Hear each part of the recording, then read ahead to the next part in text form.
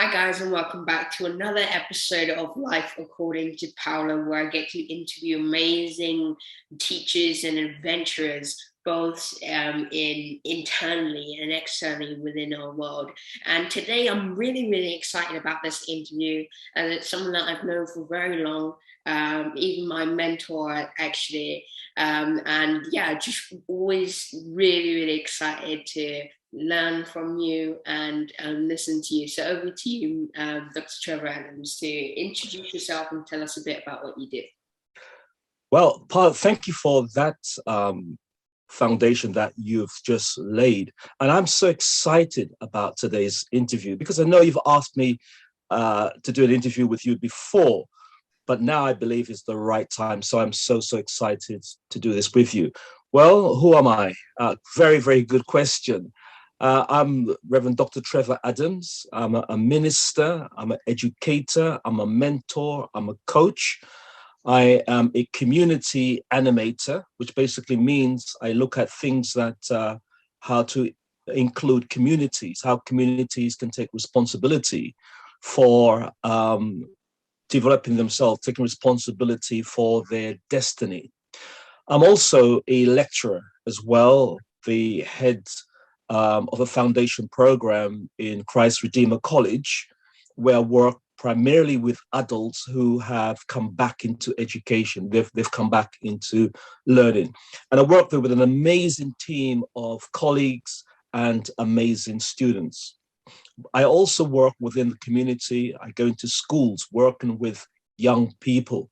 That really is the icing on the cake, working with the next generation of young people to draw out their potential. These are all very intelligent young people not working to their potential.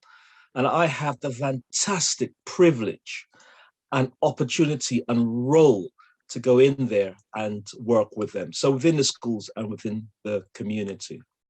Absolutely amazing. So just to start off the interview with my first question, a bit about your brief summary there about what you do. So like, what does the word community mean to you? And why is it so? The word community for me means several things. When you break the word down, that common unity, common unity is what is it that binds us together. And before we actually talked about community, we used the term village. And for me, it's everyone within that village. Community is everyone in that village who are there working together, living together, struggling together, hoping together, wanting to see a better future for themselves and for their children. So it is that village. And people may choose to be included or excluded, but they're still part of the village. And my aspiration is to see everyone included within the village. Absolutely amazing. I love how you broke down the word community into common unity, because it does make a lot of sense, really, because, you know, any community only comes together because they have a common understanding of believing in something. When you go to church, they're a community because they have the common unity of Christianity. When you go to, let's say, a football stadium, you may not know the person sitting next to you, but you'll build that friendship upon the common unity that you have within that stadium. So it definitely does make a lot of sense. And so you talked a bit about before about inspiring the next generation to use their gifts and pursue anything that they want to do, and that you work with young people both in schools and the community. So what was it that what occurred that made you want to work with young people? Well, I've always had a passion to work with young people. I worked with young people within my church denomination. I work with young people locally within the church. I work with young people within our church nationally. So things like youth camp. I would attend youth camp and I would be one of the teachers within our youth camp.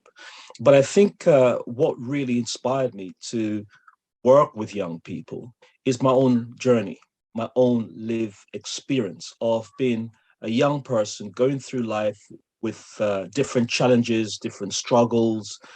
And what I recognized was that there were another generation of young people who were going through similar experiences, similar experiences. And so what I thought was that I could use my own experiences, my own journey, as a guide and as a mentor to help them not to go through what I had gone through, and to use my experiences for developing them. So if you go back to your question about community, that common unity, well, one of the common unity is very, very much a common value is the next generation, because yourself as a young person, you are our future. And so if we don't protect you, if we don't come around you and nurture you and to develop you and to show you what you can be and show you who you are, then what happens is that we are destroying our future. And so, as I said, it was basically what I had gone through, my lived experience, and a recognition that other people, other young people were going through very, very similar struggles without a guide, without a voice, without, if you like, from a biblical point of view, without a shepherd to guide them and lead them through. But we blame them. We were blaming young people without putting in the support that they needed. So that was my inspiration to come alongside of young people. That's absolutely amazing. So I just want to ask, like, when you just think back to a time when you was about my age or even younger, did it even come into your mind that you ever wanted to be a reverend working in community, helping young people in schools? Did that ever occur in your mind that or something that you wanted to do? Well, I think at an age of around about age 13, I wanted to be a minister, but I didn't know what form that would be.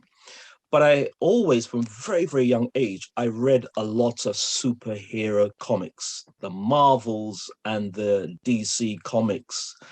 And I guess those were my inspiration, that somehow within each one of us, there is that desire to be the hero or the shero, and to make a difference to someone else's life. And so I had those seeds that were planted that I can be something. I can, when you look at the different superheroes, and Batman was my favorite because Batman has no superpowers.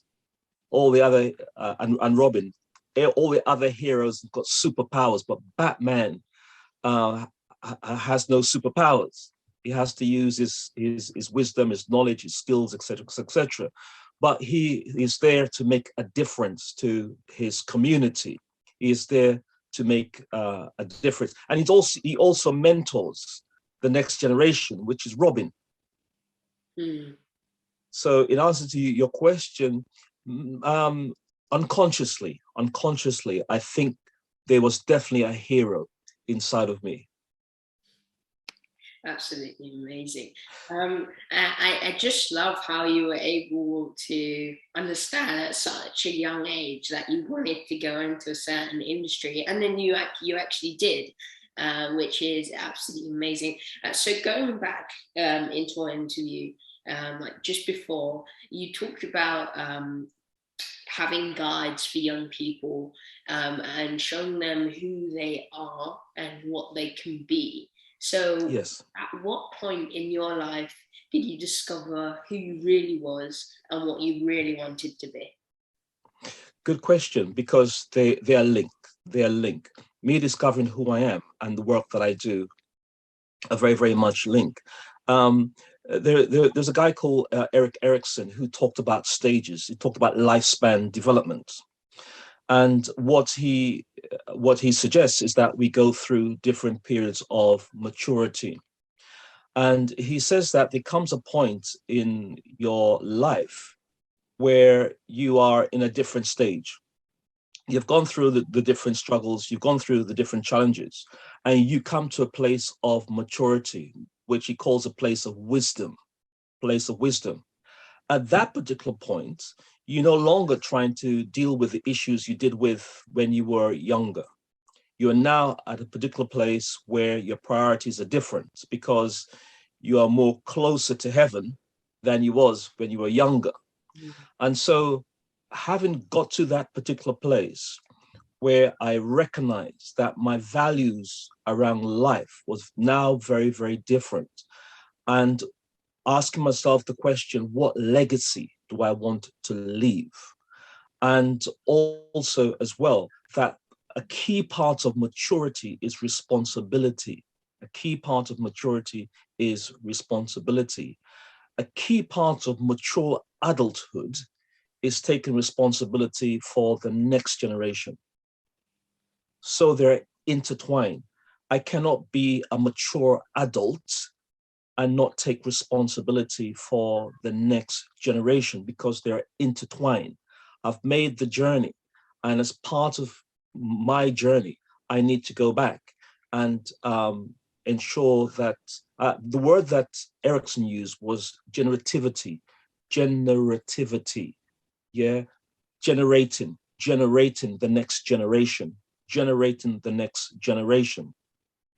And so there is that link that I've come to a place of maturity where I realize and recognize that I need to go back and support and to strengthen and to generate the next generation.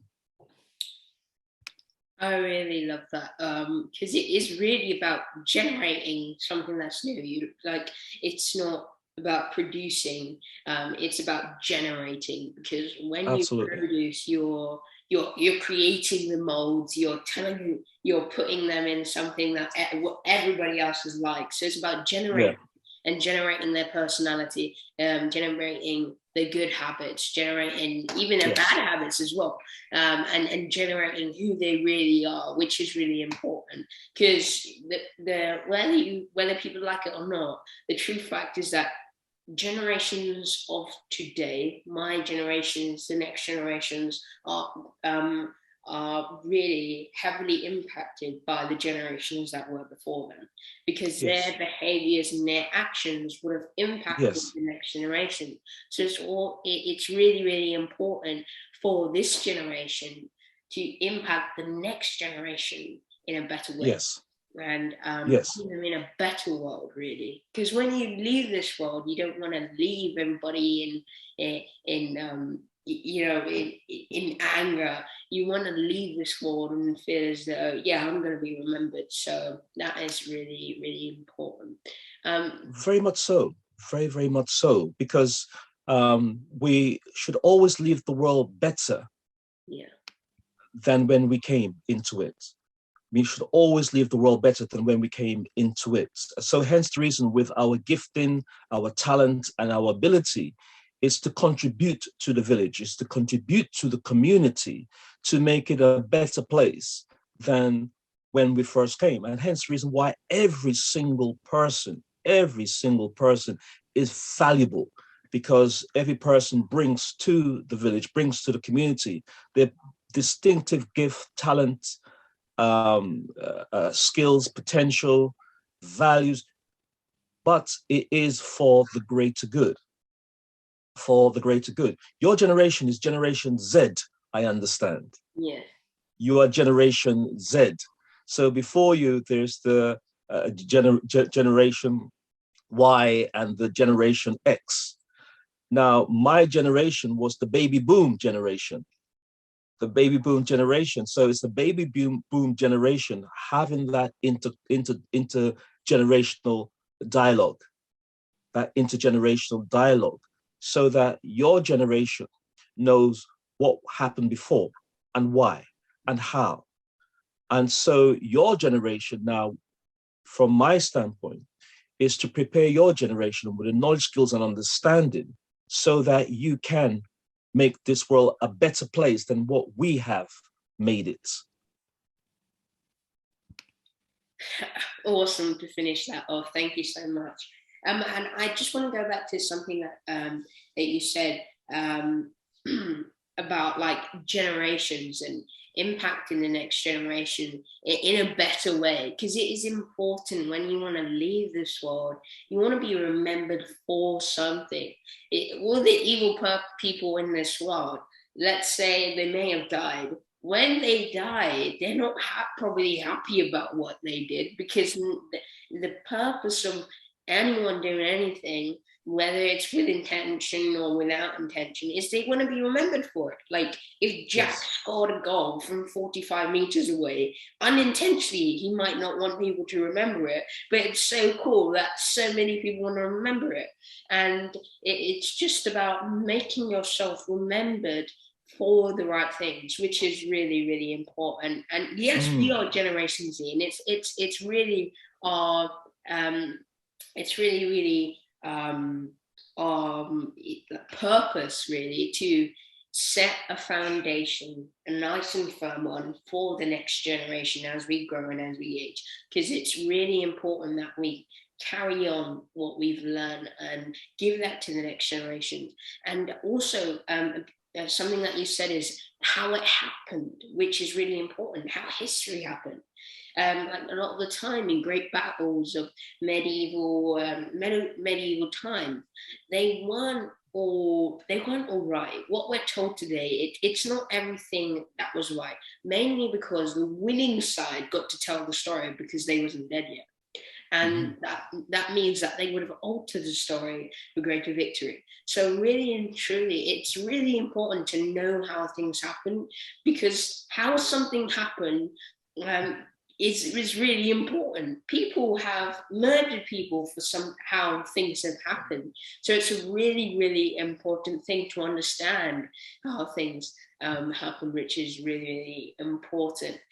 So during this time of the pandemic, how do you think it's impacted the young people that you've been working with? It's an impact to young people, certainly in terms of their education, in terms of their mental health and well-being, in terms of not really being able to connect physically within physical spaces. But certainly the education impact has been great, and even more pressure has been placed on young people because they haven't had the exposure in terms of being able to attend their lessons. So there's been a major interruption within their lives.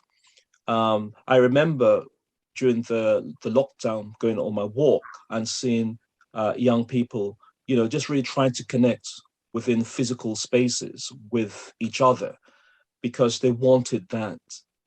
Because we are really not designed as human beings to be locked down. And it's important to recognize that the lockdown is part of protecting ourselves under these circumstances, but our natural inclination is to want to be part of the village, part of the community, but we have to think about the greater good.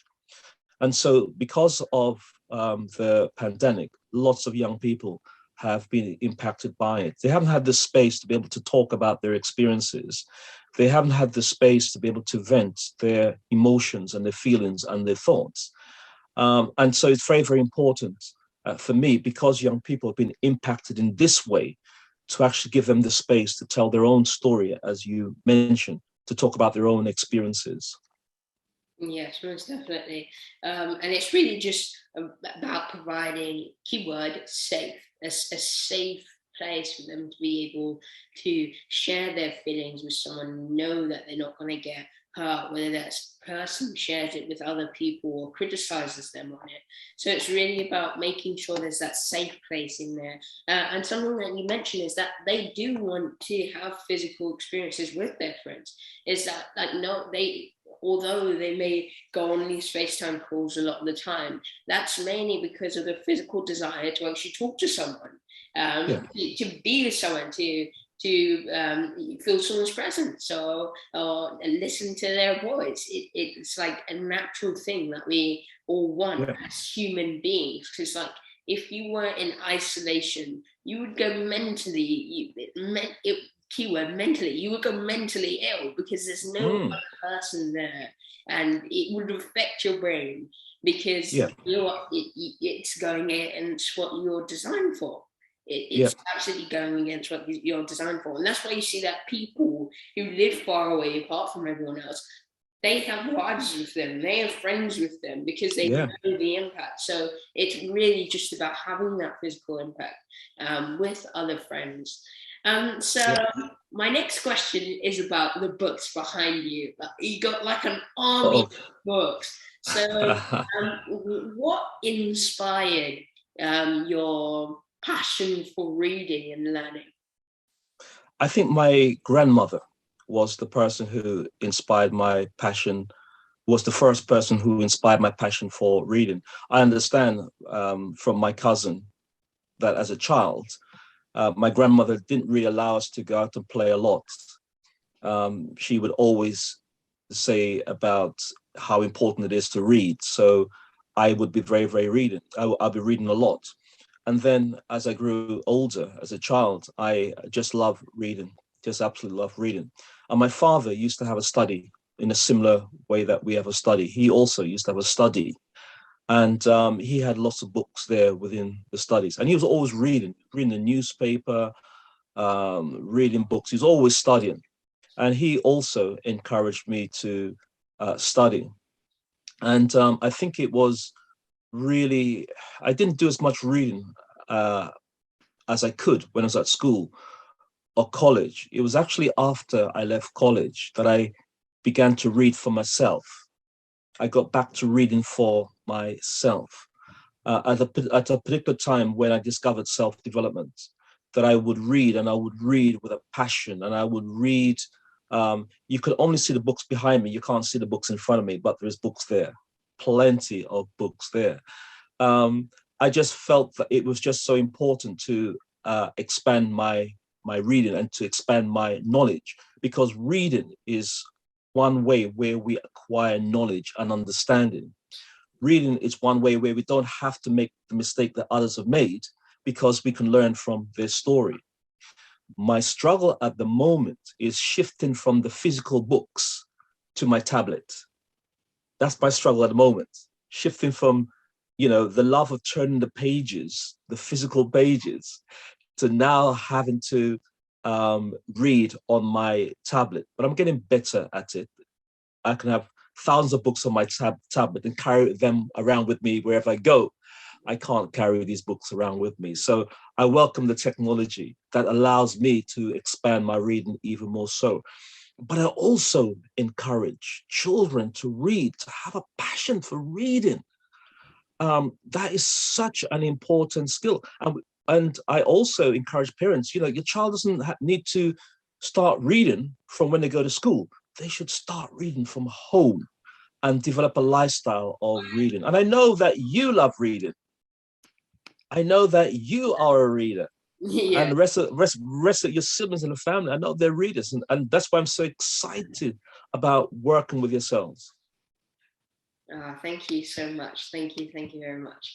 So I just wanted to go back to something that you mentioned is about reading for you. Because when you do go to college, you're not reading for you, are you? You're reading for your education, you're reading for your college, you're reading for whatever you're doing your exams on, but you're not really reading for you. So it's really, really important to understand that you need to start reading for you and start getting knowledge for you, with you, yes, by you, and learning that knowledge and accepting that knowledge. Because a lot of the time we think we hear things, but we didn't really listen. And they're two completely different words. So it's really just about listening to whatever you're reading, hearing it, and also processing that within your mind. Mm-hmm. Absolutely. And reading for yourself, it's about developing you. It's one way that you develop yourself. And it's one way where you take responsibility for your learning. You become self-directed in your learning. And that's, for me, is the highest form of learning, where you want to learn because you want to learn. And when you want to learn because you want to learn, you will learn. Yes, most definitely. And learning is important. because it's given us the strategies and the ways to get out of certain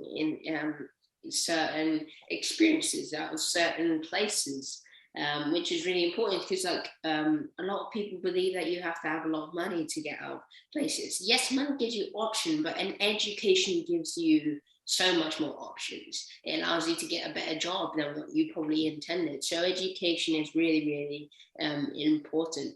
And so I just wanted to ask you, when did you start taking your education more seriously than you did before?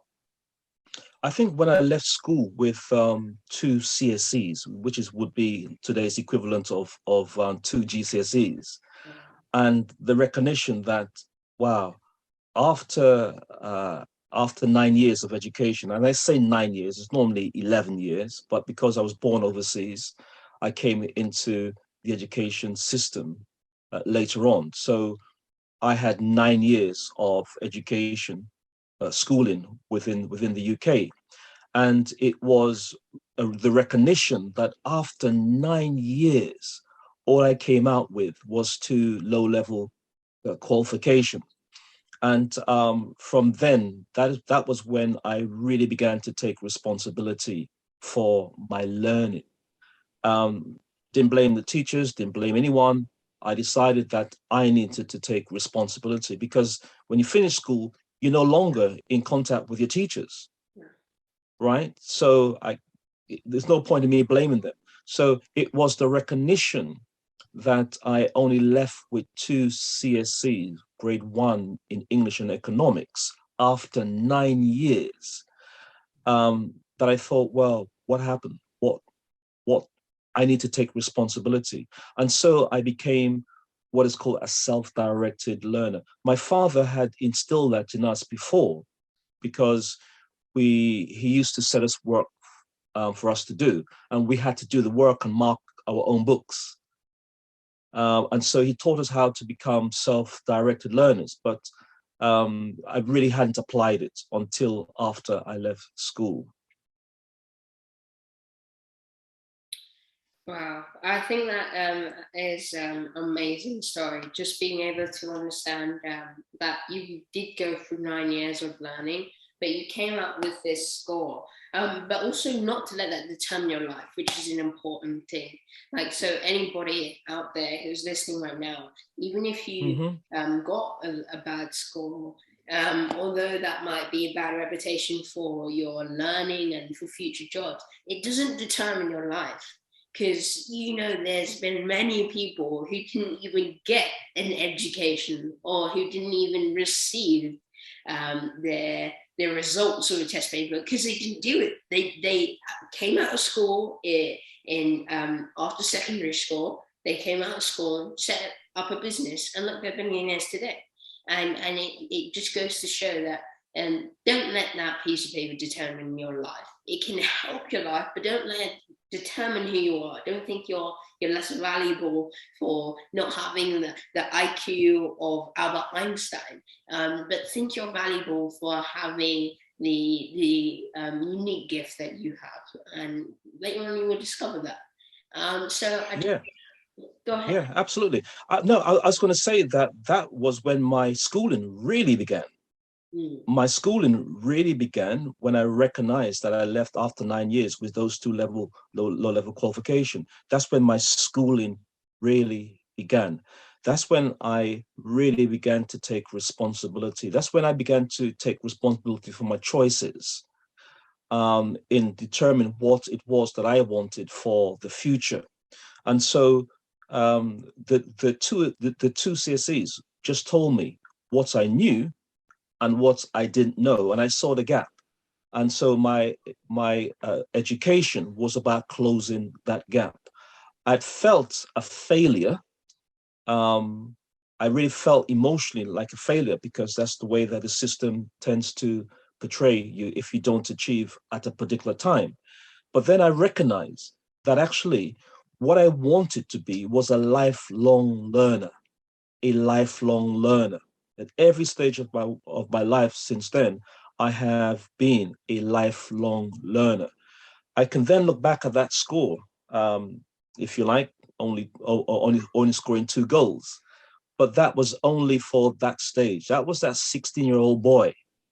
I wasn't going to stay at 16 years for the rest of my life. And so all that I learned, all the mistakes that I learned from the past, I used it and turned it around. And hence the reason why I work with the next generation, so that they can not be stuck by the mistakes that they've made or be condemned by the mistake that they've made, but actually see that there's a genius in every single one of them. I definitely agree, and it's also having the being able to have those pair of binoculars, so to speak, glasses to see that gift within people, because a lot of people regard that gift that you may have as a problem, as a distraction, as something Absolutely. That annoys them, but just know that they're not looking at the world from a wider lens. They're not being able to see the entire picture. They're not being able to zoom into your story and zoom into your personality and see, he's got a gift and this is his gift. It's not annoying, it's developing, which is an important thing to understand. And that gift develops across your entire lifetime. And it's whether you keep that gift. Because sometimes that gift goes unnoticed and you die with your gift, and you don't want to do that. So it's about sharing your gift. So I just wanted to ask you a bit about legacy and what that means to you, and what type of legacy you would like to leave behind. Right. That's a good question. I think I made up my mind many years ago that I don't want to be remembered for how much money I've made. Don't want to be remembered for how many houses or cars or whatever, but I want to be remembered for the fact that I made a positive difference to someone else's life. And so part of my legacy, as I said, is to invest in the next generation, is to teach them the things that they need in order to contribute to the greater good in society, in order for them to become who they were born to become, the greatness inside of them, that they are able to allow that to emerge. And so it's very much that leaving the world a better place than when I came into the world, leaving it a better place. For me, that would be a legacy. It's passing on to others the wisdom, the knowledge, the understanding, and the wisdom that I have gained over the years. So someone like yourself is able to learn from my experience, learn from my knowledge, learn from my understanding, and take things to the next level, not below, but take things to the next level. So my legacy is that you will take things to the next level, that your interaction with the generation after you would be greater, would be awesome, would be life transforming. So for me, that would be the legacy, leaving something for the next generation to utilize and to grow and to develop. Physically, yes, I can leave my books. Yes. To whoever. But it's the wisdom, the knowledge, and the understanding about what life is really about, and our contribution to making the world a better place. And can I just say, following your journey, I just love the way that you are looking at so many different things, especially around the environment and the trees that you're planting. Wow, that for me this is what it's all about. Impacting the world, making a difference to the world, leaving the world a better place, leaving other people better off because of their encounter with us, because of their connection with us. Absolutely amazing. Thank you so much for sharing that. And really sad, but it's come to the end of our interview. So thank you so much for allowing me to interview you. Again, so much knowledge through these awesome through these questions, and also so much knowledge through your awesome input as well. Amazing to hear from you as always. So I just wanted to ask if you could share one quote or just something to end this interview off. One quote that I can Share. Okay, it's this. There's no change without a crisis. Oh, There's no change without a crisis. wow, There's no change without a crisis. And so if there's a crisis, then it just simply says that something needs to change.